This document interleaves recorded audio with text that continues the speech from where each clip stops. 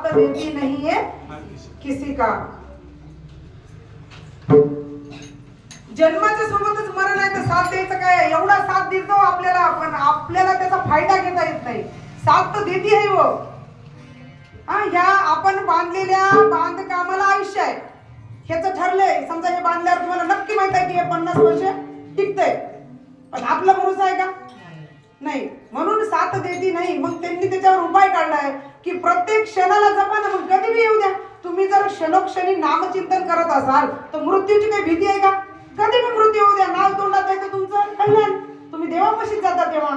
त्याच्यामुळे त्यांनी सांगितलंय की तुम्ही काय करा, क्षणोक्षणा हाची करावा विचार, तरावया पार भवसितू.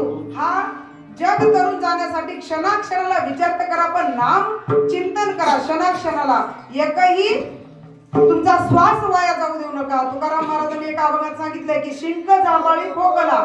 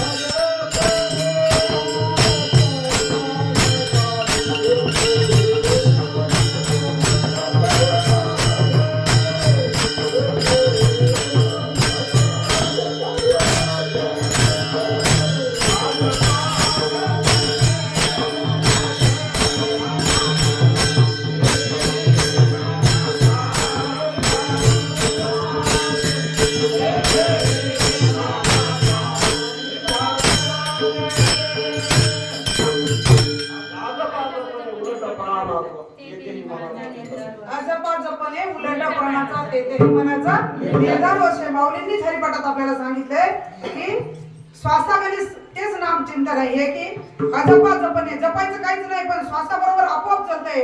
श्वास घेताना रा म्हणा आणि सोडताना म म्हणा. घेताना रा म्हणा, सोडताना म म्हणा.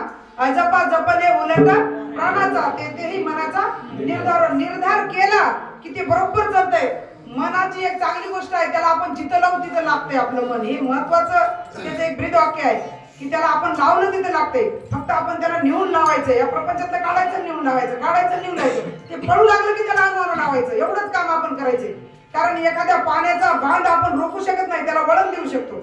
मनाला आपण रोखू शकत नाही, पण त्याला वळण लावण्याचं काम आपण करतो. हे केलं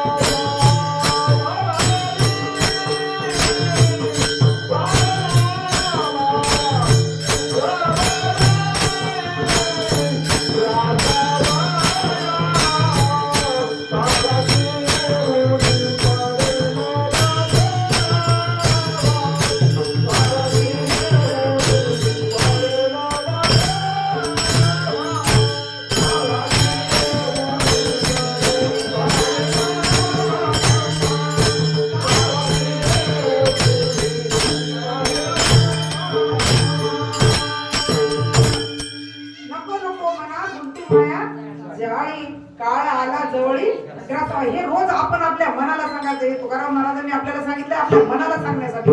हे रोज आपण सांगायचं की काळ काही भरोसा नाही आहे, तो कधी येऊ शकतो. म्हणून रोज त्याचं चिंतन करा. म्हणजे काय होईल, आपोली आपण करा सोडवण संसार बंधन तोडा वेगी. त्या माकड धरणाऱ्याला पण म्हणे, माकड धरायला जातात का तर तिथे एक हंडा असतो म्हणे, आणि त्या हंड्यामध्ये फुटाणे टाकतात. ते माकड धरणारे ठेवून देतात. ते माकड येऊन मध्ये हात घालते आणि अशी मूठ धरते मध्ये, आणि हात काढायला जाते. ती मूठ मोठी झाली की तोंड बारीक असते, निघत नाही. आणि तोवर ते माकडवाला पकडते. हे माकड तसंच पकडलं जाते, नाही तर माकड सापडते का कुणाला. इतकं त्या चंचलात माकडाचा 2 नंबर आहे. 1 नंबरला मन आहे, 3 नंबरला माकड आहे. 1 नंबरला मन, 2 नंबरला वारा आणि 3 नंबरला माकड आहे. इतकं चंचल आहे. ते कसं सापडत नाही, जाळ्यात जात नाही, कशातच जात नाही. त्याला हे ठेवलं, फुटाने टाकले की सापडते. बरं मग त्याला सांगा, विचार करा, त्याला कोणी पकडलं का?